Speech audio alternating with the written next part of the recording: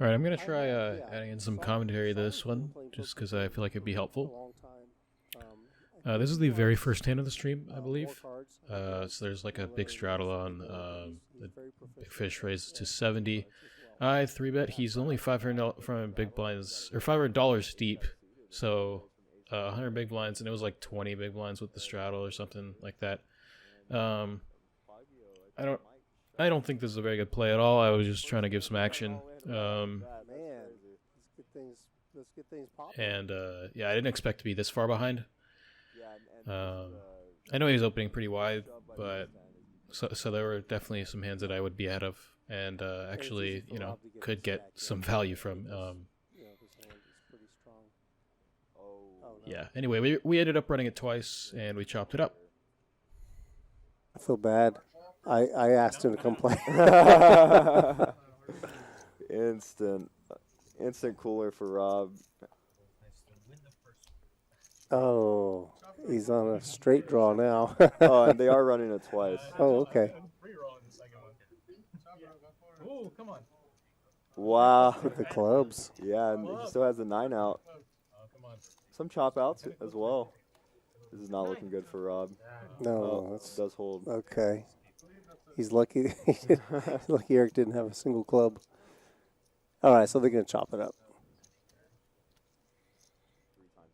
All right, this next hand, opening up pocket eights from +1 standard. No straddle on this time, so I make it 20.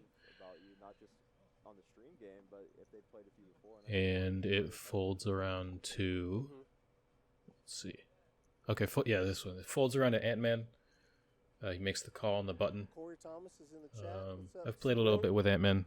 No, he's a good player post-flop, likes to gamble it up pre-flop. So no, he's very wide on the button when he makes this call. Same thing with Big Fish. Obviously, he's defending his big blind, closing the action, getting a good price. We're mega deep right now. Anyway, going through ace to a flop, not in position. I'm in between them. Checks to me. I have pocket eights, flop bottom set on a great board for me. And I go for a bit of a bigger sizing here because I figure there's a lot of hands that, like, there's very few hands that are going to call a small bet but fold to a big bet. Generally, like, if he's going to call a bet here, it's going to be like I can bet big and he's still going to call. So I don't have to worry about, like, going for some, like, theory, like 1/3 pot sizing, like. Anyway, on this turn ace, I'm going to be overbetting this a lot with my range. I have all the strong ace-X, obviously all the sets, all the full houses, or most, I guess I wouldn't have ace-8 offsuit. But yeah, overbet makes a lot of sense in my range, and knowing that he has an ace, or that when he calls flop, it's extremely likely that he has an ace, or some sort of like draw like Jack-10. I mean, there aren't. Sure, he has gut shots, but I think he has a lot more like ace-X and queen-X in his range that, like, I don't think he's folding queen-X on the turn here. So I think that's just gives him the green light to, continue with the overbet. And on the river 10, obviously I'm a little bit afraid of something like ace-10. I would expect him to 3-bet ace-queen pre-flop, but maybe not. But I'm not the only hand I'm really thinking that I'm beat by would be ace-10 since I blocked the 8 so hard. So yeah, just targeting ace-X here, ace-Jack, ace suited ace with a lower kicker. I didn't even think he'd be as wide as ace-deuce off here. I didn't think he'd be defending all his ace-X from the button. And if he is, given that he is, obviously want to go as big as possible here. Probably could have gone for an overbet again. And yeah, I mean, hard for him to fold an ace here when he could be chopping a lot of the time. But yeah, he doesn't really beat any of my value. So he's a pure bluff catcher here. And yeah. So eventually he does end up making the call. Spoiler alert in about 5 seconds. But yeah, so I feel like I played that hand well. This spot's easier to fold than if it was 3-3s, for example, but yeah, it does pay it off and kind of has to. Brutal run for Ant-Man. He's not happy. Yeah, and even last stream he ran pretty bad, so hopefully he can get some run good his way. I've been meaning to. Corey's got to give me like 90% off so I can. All right, this next hand, I'm in the $10 straddle under the gun. The guy to my left opens from under the gun, +1, I guess. But yeah, he's first to act. He opens to 30, and it folds all the way around to me. And I defend my king 8 of spades. And I have played with this player before. He generally plays 1-2 at rounders. The 1-2 plays like pretty obviously bigger than a normal 1-2, so it's not like he's a stranger to these stakes. But he's definitely one of the tightest players in the room. So I'm definitely treading carefully against him. But I think king 8 is a little bit too good to fold. Anyway, flopping top pair on king jack jack. The queen of diamonds is shown on the screen, but obviously you can see on the board is the king of diamonds, so I think the card reader just messed up there. Anyway, never folding top pair on the flop here, especially against this sizing. I'm not really I don't feel threatened by this sizing at all. But yeah, obviously not check raising. No reason to on this flop at all. Anyway, check on the turn, and the river is an ace of diamonds. Now, I really hated this card because he has a lot of ace-x, and I expected him to just check behind with like ace-x with a weak kicker. But he actually let out for, I think it was like $90. We'll see in a sec. And yeah, like I said, he's definitely one of the tightest players in the room at the 1-2 games. So I definitely put him on an ace here. I kind of expected him to barrel turn with his flush draws. So I guess he could have some flushes, but in the moment, I was thinking I could make this raise here and get him off an ace. Because I just didn't think he had a flush that often, especially for this sizing. I didn't think that he would try to go that big when it's kind of hard for me to have an ace of myself when I call after I call flop. I have much more flush draws and like king 10 in my range.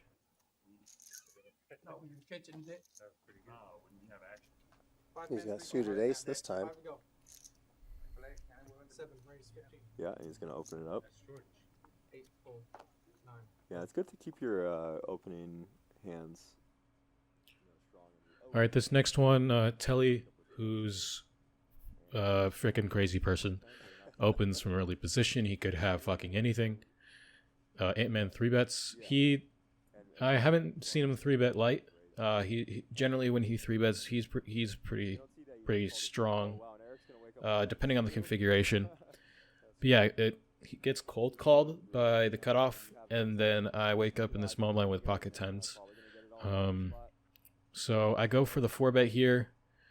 I think there's merit to calling actually, and also folding. Probably not folding unless like again, with these specific players.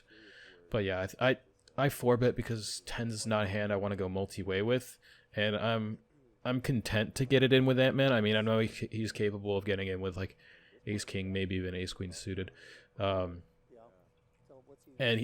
given his stack size, like he has barely 800, and there was no straddle on though, so he was playing about be 170 big blinds deep. Something like that. So yeah, obviously I'm priced in to call off. Not really loving it when he shoves, but like that, I knew that when I 4-bet, I was going to have to call a shove. And it's really nice that Telly cold called my 4-bet, which means that there's a lot more dead money in the pot. Because there's no, like if I shove, like I know I'm getting him out of here. Like Telly's not, like Telly is not strong when he does that. So there's a lot of extra dead money in there that you know, even if I am behind, my pot odds are quite a bit better than if he had folded. Anyway, obviously the board is really bad for tens, but we can see that Ant-Man has tens himself, so we chop it up. As it turns out, they played it the best way that they could for their hand. Yeah. And they're still going to make $138 each, which is way more than you would think when you're chopping like that. It'd be hard when you have you know, some drunk guys who are constantly like berating the dealers. Or the other getting out of line, getting out of hand, or just kind of, you know, messing the game up sometimes. It's usually good to have a drunk guy. Right, this next hand, there's no straddle. Ant-Man opens under the gun to 15. Big Fish calls in +2. And it folds to me with aces. Ace of spades, ace of hearts. And obviously 3-betting made it a little bit bigger because I know Ant-Man's going to call. He's pretty sticky pre-flop, as I said before. So I went to 85 for max value. And, yeah, I mean, if Big Fish comes along, then great. He obviously doesn't have a hand good enough to come along. So, yeah, happy to go heads up in position in a 3-bet pot with the ace and the ace.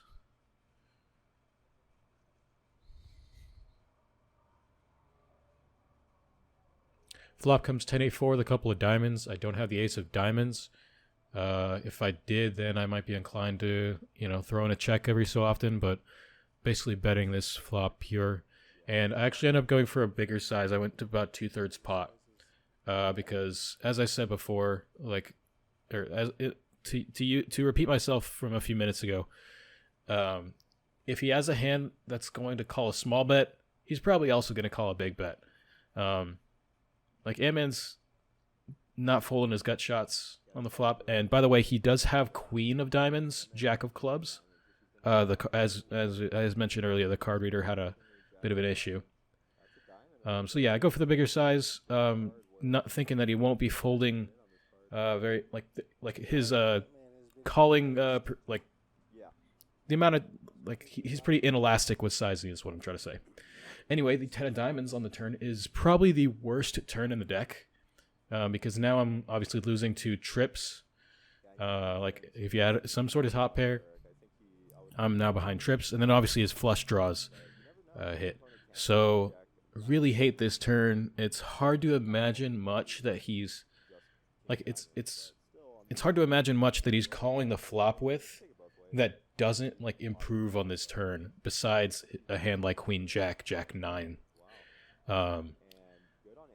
Obviously can't fold aces just yet, but really wish I had a diamond here to at least block flushes and give myself some outs to improve. Offsuit 6 on the river. Obviously a pretty big brick. As I mentioned earlier, I just felt like there's a lot of really hating this spot because I felt like there's a lot of hands that just improve on this turn and hard to imagine when he bets 655. Is what he goes for on the river. We'll see. Yeah, 655. Hard to imagine what kind of bluffs he could really have here. I mean, I guess he could have 7-6, 6-5, but can't imagine he's calling the offsuit combos pre-flop, so maybe just those suited connectors. Obviously, Queen Jack are in the range, but I don't even know if he's calling Jack 9 offsuit pre, so even that probably is just suited. 9-7 suited. But yeah, like I said, it's really just suited straight draws, and then Queen Jack specifically. Compared to all this combos of flushes, all of his 10x, I mean, if you haven't already guessed from my tone of voice, I do end up making the fold here. I think I definitely make this call with the ace of diamonds, and pretty much any overpair I have here, jacks, queens, kings, aces, I probably make the call if I have a diamond in my hand. But unblocking the flushes, it's I just felt like I had to make the fold here. But definitely tough spot because Ant-Man's really tricky. He's very good post flop. As you can see, he bet perfectly for my exact, like based on my exact hand. he put me in a really, really tough spot. 2/3 pot is great bet sizing from him. So I know he's capable of getting tricky. But I did make the wrong decision this time. So hopefully next time I can get it right. I should also mention that he was probably on tilt. He was not doing well up to this point in the stream, so maybe that's a factor to consider. But I don't know. Like, he doesn't seem like a player to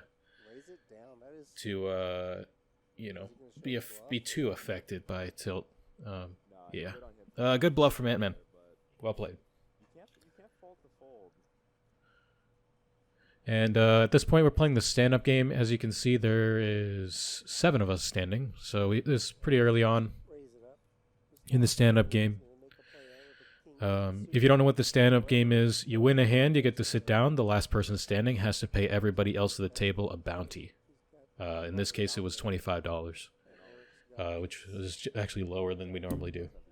Anyway, there's a $15 straddle on. Big fish raises from the hijack with King 8 with King 8 suited, but it doesn't really matter what he has, because in my head I don't actually know that.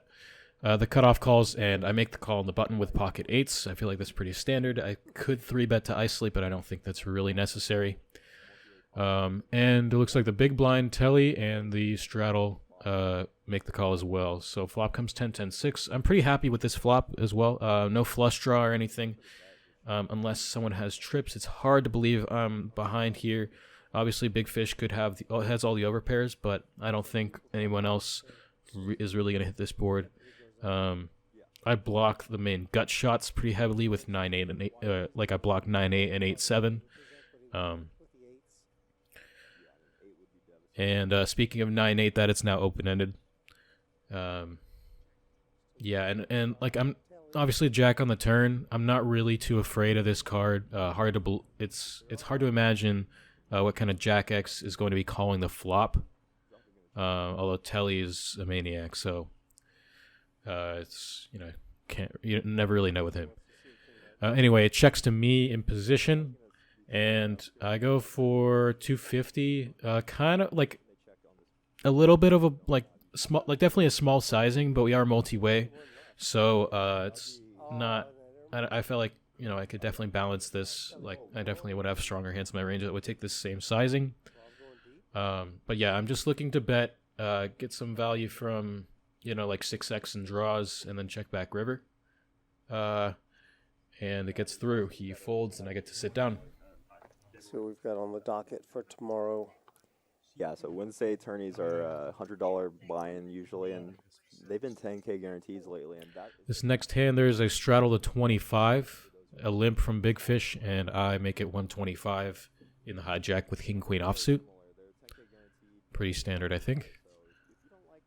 And we are, let's see, we're a little less than 100 bigs effective. And then with John in there, he's 1,500 effective, so he's like 60 big blinds, I guess. Yeah, so John defends his big blind, and Ant-Man, does he defend his straddle with the 4 deuce off? Yes, he does. Yeah, so as you can see, Ant-Man loves getting in there, gambling pre-flop. And the limper gets out of the way. So now we go to a flop. And it comes ace-5-4 all clubs. Not really loving this flop at all. And I don't think there's really much going on for me, so I just decided to check. I mean, I do have showdown value against their complete whiffs. Yeah, I'm at this point I'm kind of done with the hand. I don't think, like, if they have a 4, a 5, or a 7, I don't think I can get them to fold that. So I just continue to take my showdown value, and yeah, like I said, I'm done with the hand. 6 on the river,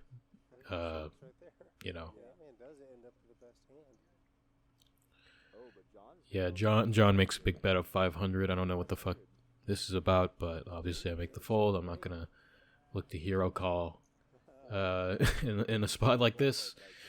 But yeah, he shows the queen 10. So. And then they brought in an Australian. And in this next hand, no straddle. Narayana just open ships it for like 280. And I obviously wake up in a dream spot with King of Spades, King of Hearts. And so the question is whether to smooth call or to re-raise. I think the main reason I would want to re-raise would be if I wanted to isolate him. And with a hand like Kings, I especially with the stand-up game going on, I don't think there's a reason to try to isolate. With something like Ace-King, maybe like Ace-Queen suited, Ace-Queen off, or like lower pocket pairs definitely merit in isolating because those hands are very vulnerable.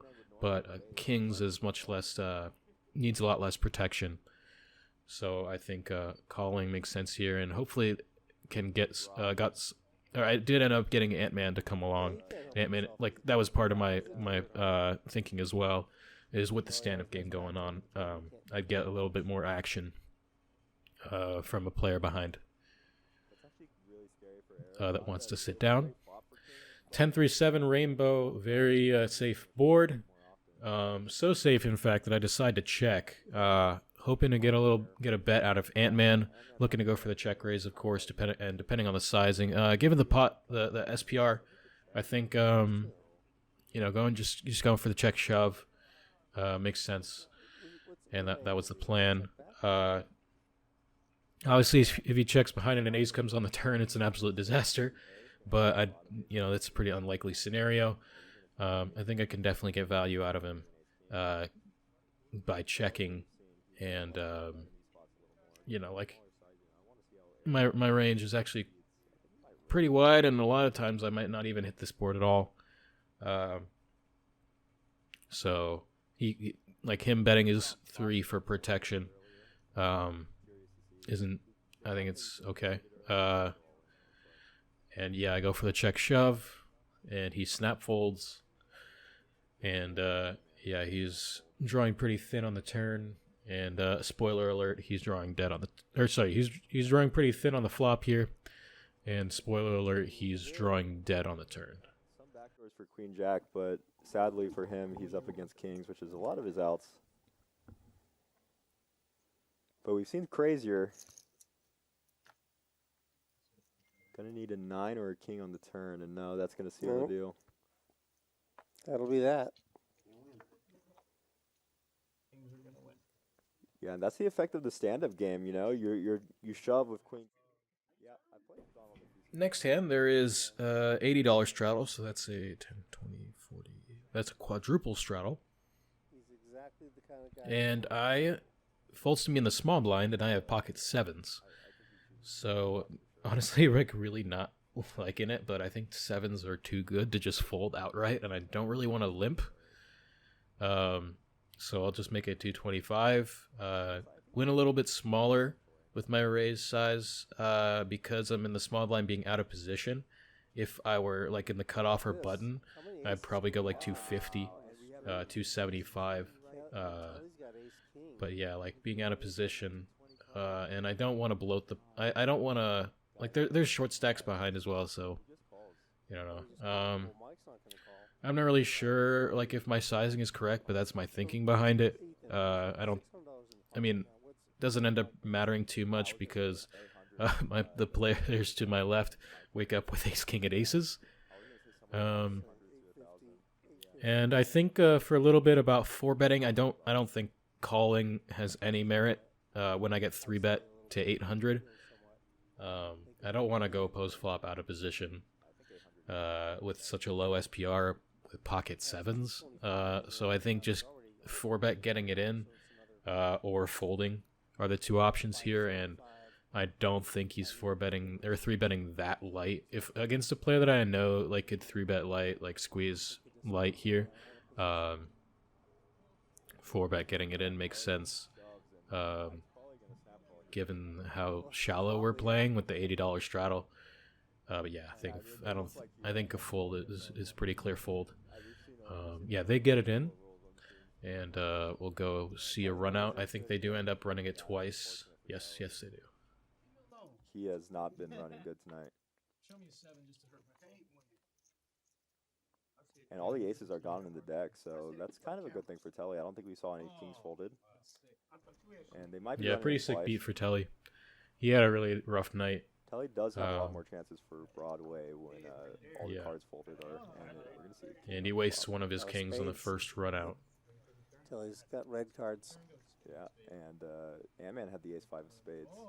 Ooh, Picks up some Chop outs on the outs? turn, you actually hate that there's chop outs. but Yeah. does not get there on the river in the first Nope. run out. So they'll go to a second run out. 2-pair for both of them, but Mike has the better 2-pair. And the second board. And Telly Wow. absolutely drills the And second that's run gonna be out. a chop. The last well, two he's kings not in the dead deck just yet. come right out on the There's still flop. another ace. So Oh, you said one they're all more dead. ace. Okay, Given that yeah. there's one more ace in the deck, Oh, okay. looking like they're gonna chop this one. I'm not sure why the card reader. Oh, never mind. Yeah, they do end up chopping it. King, So king, queen. Telly lucked out there. All the kings came Yeah, that's a pretty big time cooler for $4,500 pot with an $80 straddle. Under the gun. I don't know how to act under gun.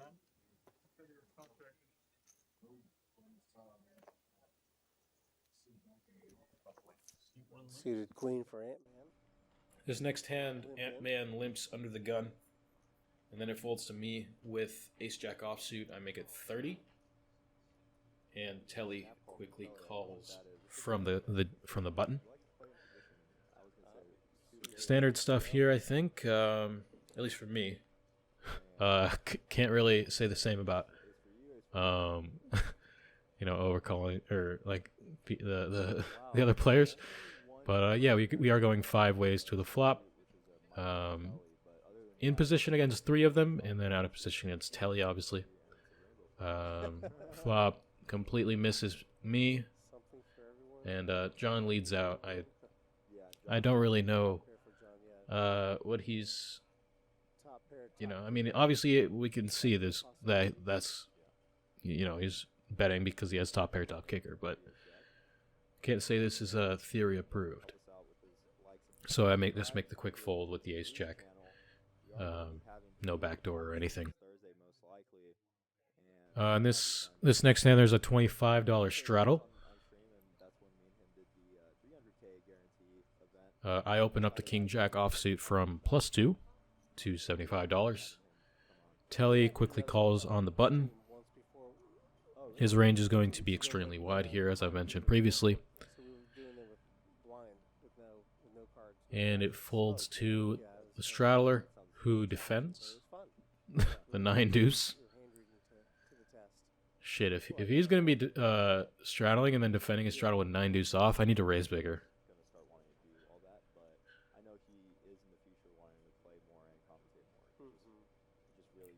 Anyway, flop comes ace queen 5 with a couple of clubs. I don't have a club in my hand, but I do have a gut shot, obviously. I probably should bet here, but I end up checking. This is a flop that's going to miss Telly a lot. So I think that's why I should bet, and then obviously he's going to miss the straddler a lot, given that how wide he's defending. Yeah, so I think betting in hindsight was much better. But I think I'd probably bet for sure if I had a club. Anyway, Telly obviously he bets his top pair for 125, and I peel one off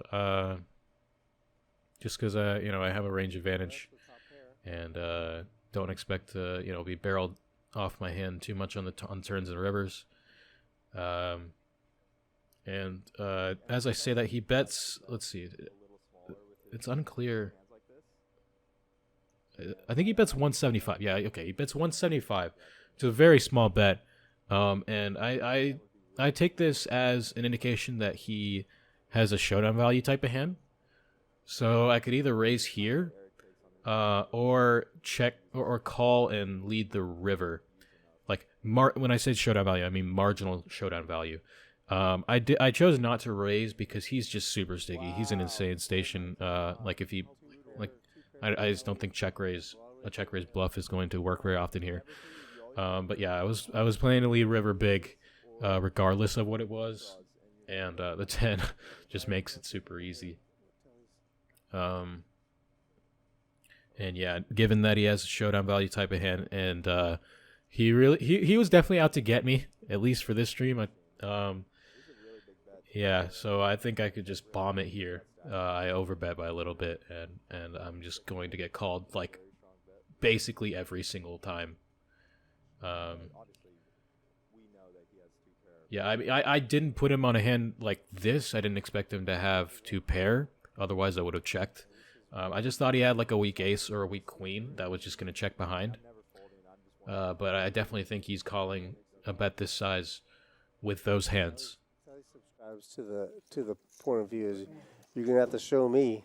Yeah, I mean in that spot that's brutal. You're beating. Oh yeah, everything. that's it's cooler. I mean, all in. Yeah, all I actually just recently started seeing a chiropractor. Next hand, it looks like I'm in the $10 under the gun straddle. And Ant-Man opens up from the cutoff. I think it's to $30, if I remember correctly. Let's see here. It sucks to be 23 with the back of like a old guy. You know, I feel very like. What is it? I can't bend down. $40. Okay. Yeah, brittle. Can't bend down at 23. Yeah, and the button calls, the small blind calls, and I decided to give a little action with the 9-6 off. Just because I think, just felt like it.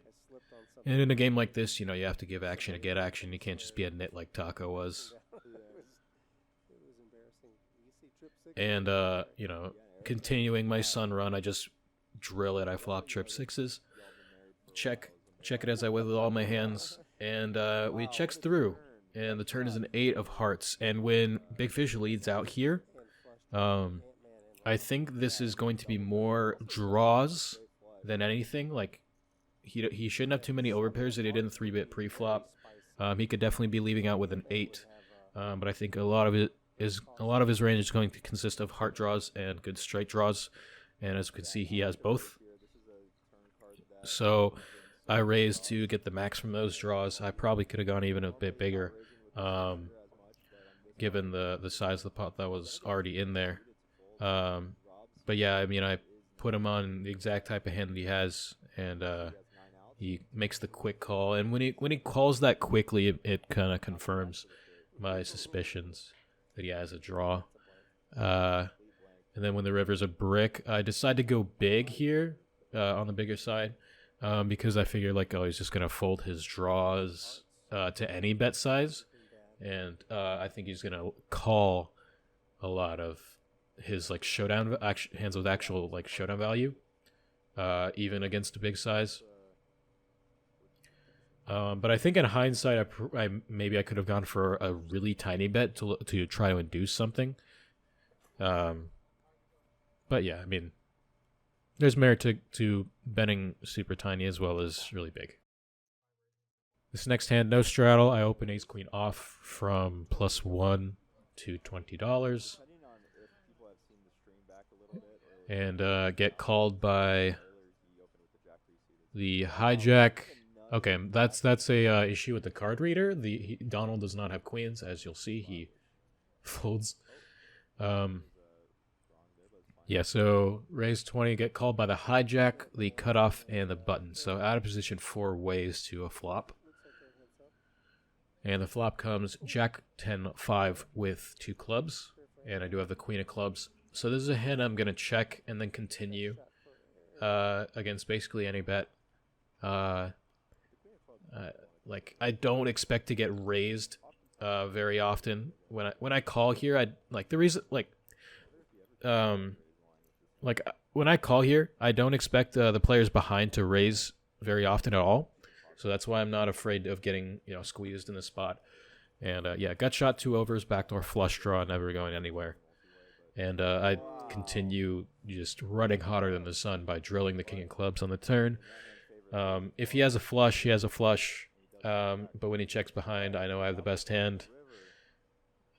And then the river's obviously a brick. And I put him on a Jack X type of hand. maybe a hand like king queen that wants to get to showdown. Ace. I don't. Obviously, he's 3-betting ace king pre. Maybe he got a little out of line with a hand like king 9. But yeah. Anyway, when he checks back the turn, I definitely put him on some showdown on like medium strength showdown value. I didn't think he had a hand as strong as jack 10. So I go for a 2/3 pot sizing, and he snap calls, and obviously I win. Ant-Man to not lose a lot more there because really good person. Then I think this is the last hand. There's a $15 straddle, a call from the guy on my right, and I open up ace 10 offsuit and +3 to 5x. I raise 5 times the straddle, $75. Get called by Telly, and the straddler defends with the 5-3 offsuit. I mean, as I said before, if he's defending this wide, I need to make it bigger. But then again, I think like a lot of the reason he's defending so wide is because, we're multi-way, and he thinks like, oh, if like there's more money in the pot, and I have pot odds, when that's not really how pot odds work. Anyway, flop top pair on a dry board, rainbow. So definitely betting here for reasons stated earlier. There aren't many, like when we're so multi-way, there aren't many hands at all that are going to call a small bet and fold to a big bet. So that's the main reason I go for the big sizing. At least, yeah. And get called by Telly.